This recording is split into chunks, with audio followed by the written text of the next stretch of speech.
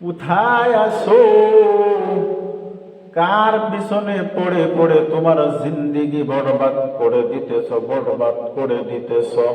তুমি নিজেকে যুবক বললা দাবি করিয়া, তুমি নিজেকে যুবক মনে কইরা নামাজ ছাড়তেছ, রোজা ছাড়তেছ, আল্লাহর নাফরমানি করতেছ।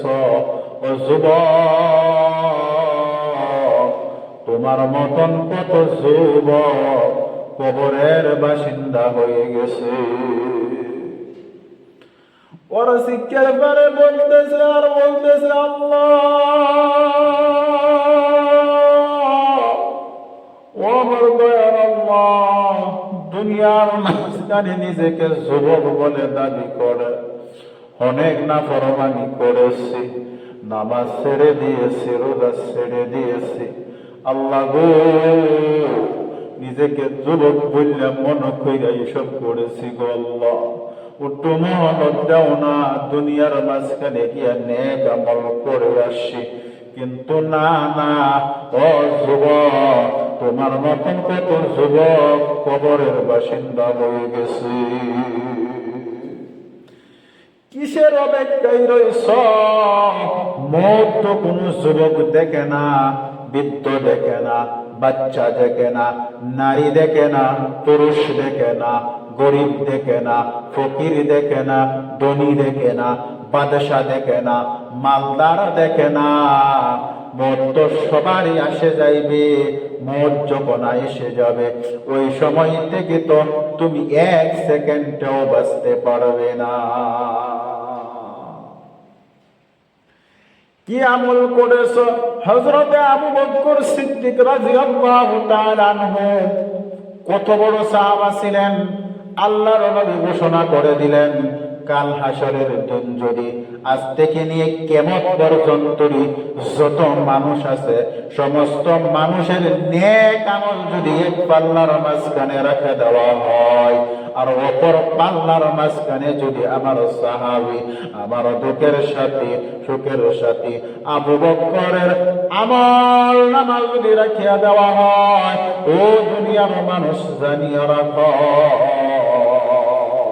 আমার আবু বকরের নেকের পাল্লা ভারী হইয়া যাইবে।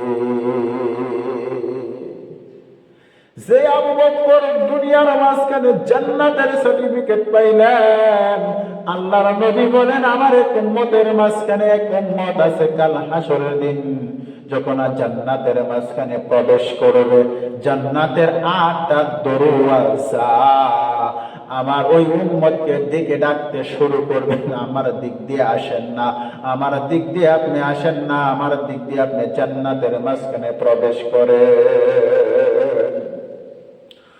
ও আমার বন্ধু, ওই আবু বকর কেমন করে কাঁদতেন। আবু বকর আল্লাহর ডরে ভয়ে কাঁদতেন। আবু বকর মনে মনে চিন্তা করতেন, মনে মনে ভাবতেন, আহারে,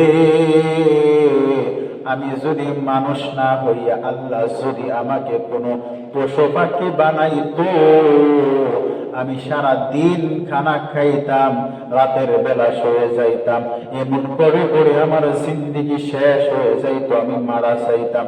মারা যাওয়ার পরে আমার কোনো হিসাব হইতো না, আল্লাহর সামনে দাঁড়ানো যাইতো না, আল্লাহর সামনে দাঁড়ানো পড়তো না। আমি কত কপাল হইতাম, আমি কত কপালওয়ালা হয়ে যাইতাম, এমন করে আফসোস করে কাঁদতেন। আহারে, আমি যদি ওই গাছ হইতাম, আহারে, আমি যদি ওই জানোয়ার হইতাম, আমি তো শেষ হয়ে যাইতাম একদিন। আল্লাহর সামনে আমার দাঁড়ানো পড়তো না, আল্লাহর সামনে দাঁড়াইতে, হিসাব দিতে আমার ভয় লাগে। ওই আবু বকর কেমন করে কাঁদতেন। একদিন এক মদিনার বাগের মাঝখানে তশরিফ লাইলেন, গিয়া প্রবেশ করলেন, গিয়া দেখেন এক জানোয়ার এই বাগের মাঝখানে ঘাস খাইতেছে। ঘাস খাওয়ার পরে আবার ঘাস খাওয়া শেষ করে এক সেমার মাঝখানে, বাগের সেমার মাঝখানে শুয়ে গেলেন, ছায়ার মাঝখানে শুয়ে গেলেন। এবার আবু বকর ওই জানোয়ারকে দেখে, ওই গরুটাকে দেখে চোখের পানি ছেড়ে ছেড়ে কান্দে আর আফসোস করে বলে, তোমার তো কপাল খুলে গেছে, তুমি কত কপালওয়ালা, তোমার কোনো চিন্তা নাই, তুমি কি আরামে ঘাস খাইতেছো। ঘাস খাওয়ার পরে আবার ওই বাঘের সেমার মাঝখানে ছায়ার মাঝখানে তুমি শুয়ে আরাম করতেছো। এমন করে করে তোমার জিন্দেগি শেষ হয়ে যাবে। কাল হাসরের দিন, কিয়ামতের দিন আল্লাহর সম্মুখে তোমার হিসাব দিতে হবে না, আল্লাহর সম্মুখে তোমার দাঁড়াইতে হবে না। কিন্তু আমি হতভাগা, আল্লাহর সামনে তো দাঁড়াইতে হবে, আল্লাহর সামনে হিসাব দিতে হবে।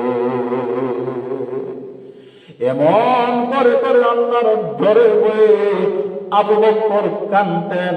ও যুবক, তুমি নিজেকে কি মনে করেছ? নেক আমল করো না, আমলে সলেহ করো না। সাহাবারা দুনিয়ার মাঝখানে জান্নাতের সার্টিফিকেট পাওয়ার পর তারা এমন করে চোখের পানি ফালায়া ফালায়া কাঁদতো।